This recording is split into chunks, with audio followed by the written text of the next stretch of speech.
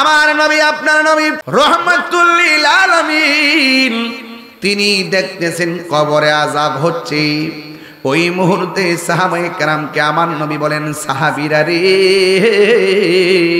ও সাহাবীরা, খেজুরের ডাল নিয়ে আসো। খেজুরের ডাল নিয়ে আসলেন। আমার নবী দুইটা কবরের ভিতরে দুইটা ডাল লাগাইলেন। লাগানোর পরে আমার নবীকে প্রশ্ন করা হয়, ইয়া রাসূল, আল্লাহু আকবার জোরে হবে, ইয়া রাসূলুল্লাহ, নবী গো, ও মায়ার নবীজি, আপনি কেন ডালগুলো লাগাইলেন? এবার আমার নবী আপনার নবী বলে, সাহাবীরা রে, আমি নবী যাহা জানি তোমরা তা জানো না, আমি নবী যাহা শুনি তোমরা তা শোনো না, আমি নবী যা দেখি গো তোমরা তা দেখো না।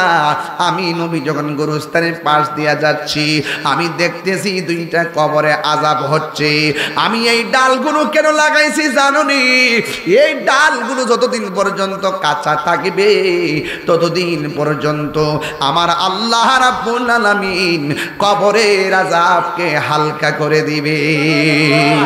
তাইলে আমরা দলিল পায়া গেলাম, কবরের চারপাশে ডাল যে লাগাই জায়েজ আছে না না? ওয়া ইয়াতাফাক্কারুনা ফি খালকিস সামাওয়াতি ওয়াল আরদ, আসমান এবং জমিনের মধ্যে যাহা আছে সব কিছু আমার আল্লাহর জিকির করে। এই জন্য যুবক ভাইয়ের আমার, আল্লাহকে নিয়ে গবেষণার দরকার আছে না নাই? এরপরে নবীরে প্রশ্ন করি, ইয়া রাসূল আল্লাহ, নবী গো, ও মায়ার নবীজি, আপনি যে বললেন ডাল জিন্দা থাকলে কবরে আযাব হালকা হবে, আমরা জানতাম চাই এই কবরের মধ্যে কোন কারণে আযাব হইতেছে? আমার নবী বলে, উম্মত উম্মত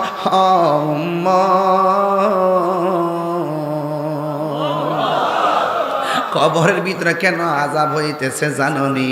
ওই কবরে একটা কবরে আযাব হইতেছে, সে প্রস্রাব কইরা পবিত্রতা অর্জন করত না, মানে প্রস্রাব কইরা পানি নিত না, প্রস্রাব কইরা ডিলা কুলুপ নিত না। এই প্রবণতাটা যুবকদের মধ্যে বেশি পাওয়া যায়।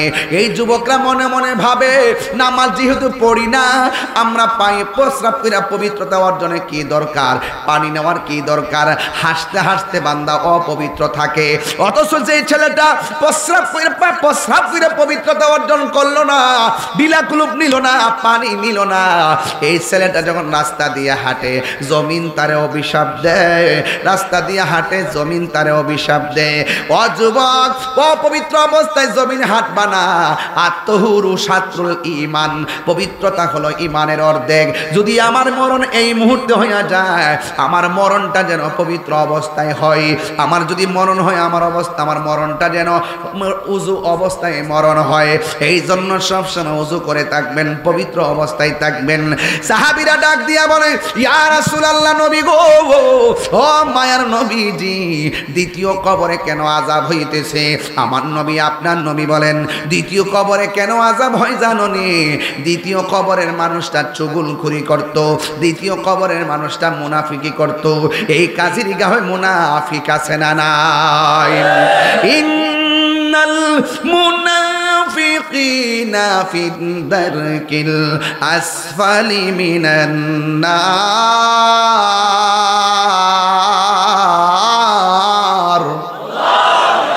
নিশ্চয়ই মুনাফিক যারা করবে এদেরকে আমার আল্লাহ জাহান্নামের সর্বনিম্ন স্তরে রাখবে। ও যুবকের দল, সর্বনিম্ন কি জানেননি? কয় আমার নবী একদিন সাহাবায়ে কেরামদেরকে নিয়ে ওয়াজ করতেছেন, হঠাৎ করে সাহাবীরা একটা বড় আওয়াজ শুনলেন। সাহাবীরা কয়, নবী গো, নবী গো, নবী গো, এত বড় আওয়াজটা কোথায় থেকে আসলো? কোনো মানুষ নাই, কোনো কিছু নাই, আওয়াজটা কোথায় থেকে আসলো? ও আমার কাজের গাঁও হাজীগঞ্জের বাবা, আমার নবী আওয়াজটা কোথায় থেকে আসছে জানার ক্ষমতা আছে না নাই? আমার নবী ডাক দিয়া কয়,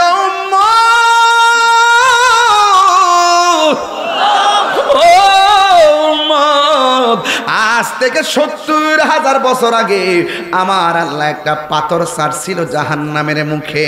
এই পাথরটা আজকে যাইয়া জাহান্নামের নিচে পড়েছে। চিৎকার মেরে করুন আল্লাহু আকবার। এই জাহান্নামের আগুন, জাহান্নামের আগুনের রং ছিল সাদা। সাদা আগুন জ্বলতে জ্বলতে হয়েছে লাল, লাল আগুন জ্বলতে জ্বলতে কালো, এখনো জাহান্নামের আগুনের রং কালো। ওই কালো আগুনের ভিতরে থাকবে এত গভীরতা, এই গভীরতায় 70,000 বছর যদি একটা পাথরটা দুনিয়ার সমান এত বড় পাথর যদি 70,000 বছর লাগে নিচে যাইতে, তাইলে আমরা কেমনে এত নিচে যাইয়া পইরা থাকবো? কে আমরা বাঁচাইব? কে আমরা বাঁচাইব? জাহান্নামের আগুন এত কঠিন, 70,000 ফেরেশতা শিকল দিয়া বান্ধাও জাহান্নামের জিহ্বাটা আটকাইতে পারবে না। এই আগুনের জিহ্বা দিয়া বাড়ি মাইরা তোমার জাহান্নামের পেটের মধ্যে ঢুকাইয়া দিব।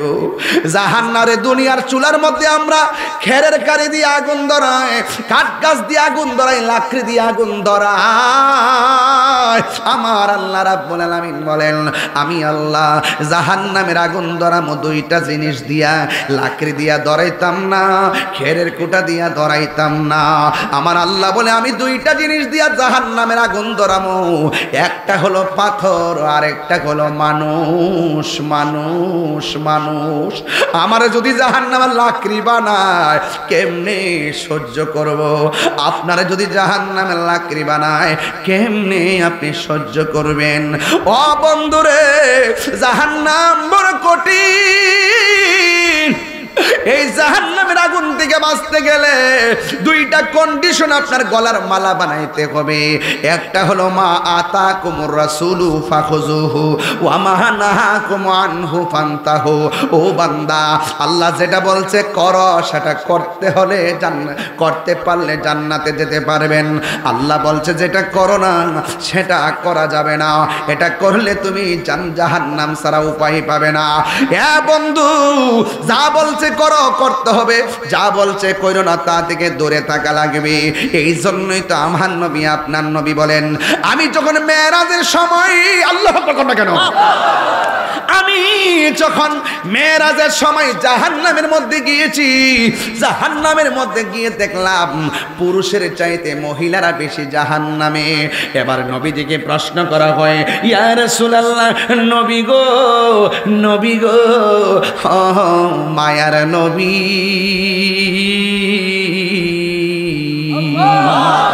মহিলারা কেন বেশি জাহান্নামী? আপনারা বলেন নবী জানার ক্ষমতা আছে না নাই? এবার সাহাবীর কথা শুনে নবী বলেন মহিলারা দুইটা কারণে বেশি জাহান্নামী। কয় কেন কেন? কয় এক নম্বর কারণ মহিলারা কৃতজ্ঞতা জ্ঞাপন করে না, দুই নম্বর কারণ তারা মিথ্যা কথা বলে, এই জন্য যুবক তারা বেশি বেশি কসম খায়। দেখবেন মহিলারা বেশি বেশি কসম খায়। আর দুই নম্বর হলো তারা শুকরিয়া আদায় করে না। মহিলাদেরকে আপনি সারা দুনিয়া দিলেও তারা বলবে আরো লাগবে। জোরে কোন? প্রত্যেকটা স্টিলে আলমারি চেক দিবেন, আপনিও যাই দিয়েন। চাচি আছে আসেনি? আল্লাহ হায়াত দারাজ করে, আমিন কোন? আমিন। দেখছেন কি ভাগ্য, পতলা বিড়িতে পতলা দোয়া পাইছে। আল্লাহ আল্লাহ হায়াত দারাজ করে, আমিন কোন? আমিন। যাইয়া দেখবেন সুকেজের ভিতরে 30 বছর আগের শাড়িটাও বাস করে রাখিয়া দিছে। আছে আছে। আপনি কি মাইন্ড করতেছেন? আমরা গরম আছে 10 গজ শাড়িটা কিনা দিলাম, দাম যদিও কইতাম না, গড়ে সমস্যা আছে। দেখবেন একটা দিন পরছে শাড়িটা, 1000 বার কইল এটা আর ফরতো না, আর একটা নতুন